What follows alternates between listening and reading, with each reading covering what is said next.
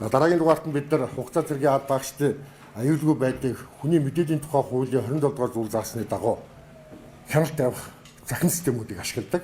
Тухайлбал манай ингээд 60 орчим одоо 68 тооны хяналтын камер яаж байгаа.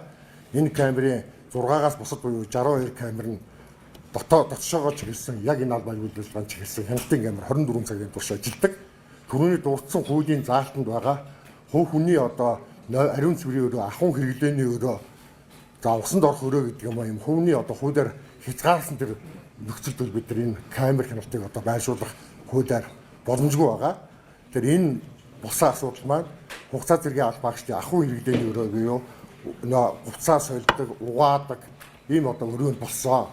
За дараагийн дугаарт нь энэ шат хажлагааны асуудлыг сонгоны харган дүргийн хамаарах одоо их бүхий албан шалтнууд гэмтрийг зөрчлөх, гомдлын мэдээлэл бүртгэх одоо шалгаж ажиллагаа явуулж байгаа учраас шалгаж ажиллагааны талаарх ямар нэгэн байр суурийг илэрхийлэх боломжгүй байж байна. За дараагийн дугаарт нь бид нар энэ хэвлэл мэдээлэлээр гаргасан, за ил гаргаж тавьсан энэ одоо иргэдэд бас их талархж байгаа. Ягаад гэвэл энэ асуудал дасан зогсоох ёстой байдаг бол цаашаа үүслэх ёсгүй. За ингээд цаашид энэ асуудлын чиглэлээр бид нар одоо хамтарч ажиллахад бэлэн байна гэж одоогоор ийм мэдээлэл өгөх боломжтой байна.